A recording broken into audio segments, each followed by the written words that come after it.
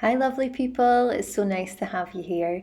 In the other videos, I talked about how I was going to do mindfulness sessions every day with my class for a week and then talk about what happened. But in this COVID climate, unfortunately, we ended up on distance learning. So instead, I've decided to share this presentation with you that is included in my online course.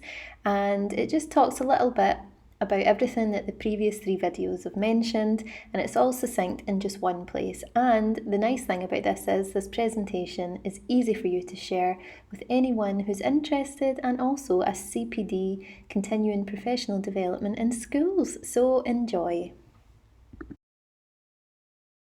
In the introductory video, this will delve a little more deeply into mindfulness and meditation and some of the misconceptions we talked about before, and some ideas to get you started before you move on to the next section of this module. So what might you get from this presentation today?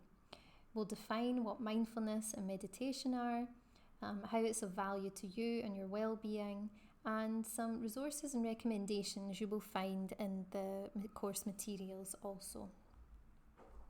So what is mindfulness? This is probably my favourite, most succinct definition of what mindfulness actually is.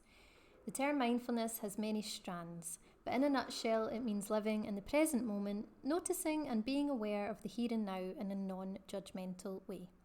So quite often I hear when people begin trying to start some sort of mindfulness meditation or mindfulness practice in their life, they say things like, oh, I was only there for 2 minutes and already I could start thinking about what I wanted to have for dinner, my back was sore sitting the way I was sitting, or but that's okay. That's the whole point of the fact that you're even noticing that those thoughts are passing through. And also the part where it says non-judgmental, you don't judge yourself for thinking about those things when you're quote unquote supposed to be doing mindfulness practice. So yeah, it's a really important thing to remember that, it's called practice for a reason. Just when you think about if you're trying to develop abs, for example, and you're doing stomach crunches and sit-ups and everything, you've got to practice and continue before you see any of the benefits. So that's what mindfulness practice is. And when it talks about living in the present moment, it means that you're living life in the moment to moment and really being there. For example, you think about how often you might sit and revisit the past and ruminate over things that have happened, and you sit and think about it over and over again. Or perhaps you worry about things in the future. But when you think about being in the present moment, how much energy do we waste if we are busy thinking about things that we can't change in the past, or things that might not even happen in the future? So mindfulness practice really helps us to live in the present moment. And also you find, I think, the more that you practice mindfulness, that days and joyful times seem to last longer and become more present, because you are so present in those moments, really enjoying them. So what is meditation? Well, there are many different types of meditation, such as mindfulness meditation, which is one strand. We'll learn a bit more about that. Loving kindness meditation that I've shown in a different module. Transcendental meditation that was made famous by the Beatles when they visited Rishikesh in India, 60s or 70s. And yogic meditation. Most of them encourage the participant to focus either on a particular object, thought, or activity, and it helps us to sharpen awareness, particularly internally. Meditation can improve our mental well-being. So one of my favourite well-being or mindfulness books is actually written by the comedian Ruby Wax, who did a master's in mindfulness in Oxford University. So that's definitely a resource that I would completely recommend. I think I've included that in one of the PDF files in the course materials. She really digs into the science of mindfulness, which was lovely to read, and she writes it in such a way that it's really easy to understand. So for example, studies show that people that practice mindfulness or meditation practices consistently, the grey matter in their brain actually thickens, which can help us with things like decision making and things like that. So there's a lot to be said for mindfulness and meditation being a consistent presence in your life. So like I mentioned in the introductory video, it's important to address many misconceptions that are out there about mindfulness and meditation.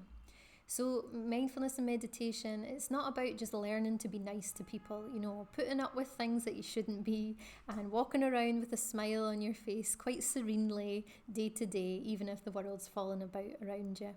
So it's really important to think about that. It's not just about being nice and accepting of everything and everyone all the time. Quite often it can be construed as just some new age trend, something that hippies might do, they might have done previously in previous decades, and again it's just part of this new woke generation that are here. It also isn't moving around in slow motion with twinkly music surrounding you with butterflies and bees. It isn't about crystal gazing, it's definitely not airy-fairy, and it isn't just something to do with yoga. And this word mindfulness, I really think it's quite clever, because if you think about McDonald's and how that really saturates the market, particularly in the UK and in Dubai, often you find McDonald's restaurants all over the place.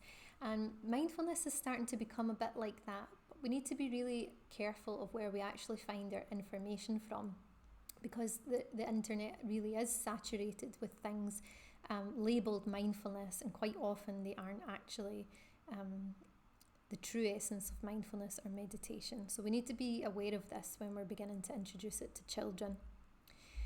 So there are many schools of thought when it comes to mindfulness and meditation. This lady here is called Ellen Langer, who's been researching mindfulness for over 40 years. She is a fantastic woman who is a professor of Harvard University, and she's got a really brilliant TED Talk that you can access on YouTube. So she talks about mindfulness as simply noticing things without preconceived notion or perspective.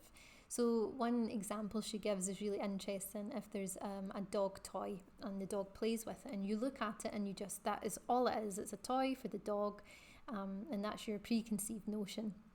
But if you gave that toy to a really young child or a baby, they might do different things. They might chew on it, they might look at it in a different way. And the reason that we know it's a dog toy is because of the preconceived notion. Life experiences, different things have taught us that that's what it is. So I would really recommend listening to her TED Talk. It really is interesting, and she's very funny also. So this second person here is Jon Kabat Zinn. He's probably the most famous authority when it comes to mindfulness. Again, he went and studied mindfulness in the East with Buddhist monks, and was kind of renowned for bringing it over to the West. In the 70s, he created a mindfulness-based stress reduction program, and this was piloted in prisons and hospitals, and there was lots of research into how mindfulness practices that he created reduced stress, anxiety and depression in the participants. So there's so many papers, so much research, and so many things that you can read from Jon Kabat Zinn. The third person here is Itai Itzvan, who was one of the lecturers on my positive psychology course at uni. And he takes a different perspective on mindfulness again. So he looks more to mindfulness-based flourishing. So a bit like character strengths before, when you do that module, you'll think about how there was the traditional psychology that sorts out things that are wrong with us, and then character strengths thinks about what's right with us. This person, Itai, looks at mindfulness in that way. So instead of reducing stress, it's actually improving certain things within us to help us move towards flourishing. So that's a really interesting school of thought. He has fantastic books about mindfulness and positive psychology, and also a website called Awareness is Freedom. So I'd advise you to even listen to some of his meditations. They're really great. So here's some of the sciencey bit that we talked about before. In May 2020, when I researched onto Google Scholar for academic articles about mindfulness, 577,000 results were there. So if you think again today, in 2021 and beyond, how many more articles and contributions to the field of research into mindfulness and meditation. So it really is a vastly researched field with lots of evidence to talk about the benefits that we can experience. You'll find research within education, healthcare, parenting, performance, psychology, and there are very few studies outlining disadvantages. Research constructs or concepts such as mindfulness, you've got to have research on both sides, because otherwise we don't continue to learn more. But throughout all the studies, which will be more than 577,000, there are still very few studies outlining the disadvantages to consistent practice. Practicing with mindfulness and meditation can regulate brain chemicals, increasing the ones that promote health. So I think when you think about serotonin and different things can actually be increased the more that we practice mindfulness and meditation. Neuroplasticity is something that, again, in the book I mentioned before from Ruby Wax, she talks a lot about this and how we can rewire unhelpful thinking patterns. So if you think about something that happens, an unhealthy habit or something that someone really wants to change, by adapting our thinking patterns, by practicing mindfulness, by practicing meditation, we can actually rewire the pathways that are rooted in our brains, which is fascinating. Also, we have a negativity bias. So when you think about, thousands of years ago, we were built in a way to recognize things that were a danger to us and such. And that helped us evolve and keep us alive. But now when you think about the society we live in now, we can feel negative about, deadlines that are looming or different things. So we are hardwired for it, but mindfulness and meditation can bring us back to a space of balance and to help us deal with those things more effectively. So what do all these scientific facts mean for us? So research suggests that mindfulness and meditation can reduce stress, anxiety, depression, anger, addiction, mental illness, and catastrophizing. So again, it isn't one size fits all, like I mentioned in one of the other videos. And if it resonates with you, then it's definitely something to continue with, but it doesn't fit for everyone. So just to be aware of that it isn't like a fixing solution for all of these mental illnesses or mental conditions, but it definitely is suggested through the research that it can help in specific situations. Research also suggests that mindfulness improves empathy and compassion for self and others, trust, relationships, decision making, meaning, performance and attention, resilience, and positive emotions.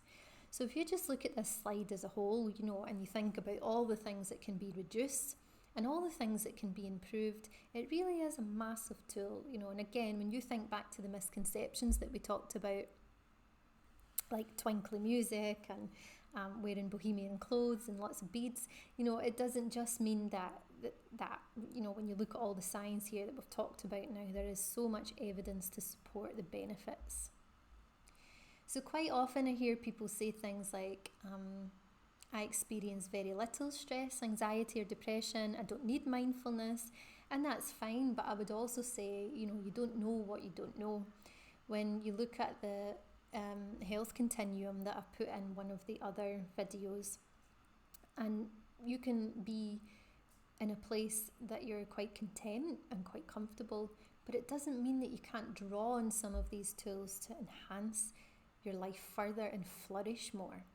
So the absence of mental illness does not constitute mental health. You could be languishing in a specific area in life, just day to day, continuing, just getting by the same old each day, but you're quite happy with that. However, that doesn't mean that you can't flourish further, and meditation and mindfulness is definitely something that you can do to improve that. So please look forward to the next section of this course. It's in part 3, and I hope you really enjoy experiencing some of the tasks for yourself and enjoy taking part with some of the mindful activities with the children too.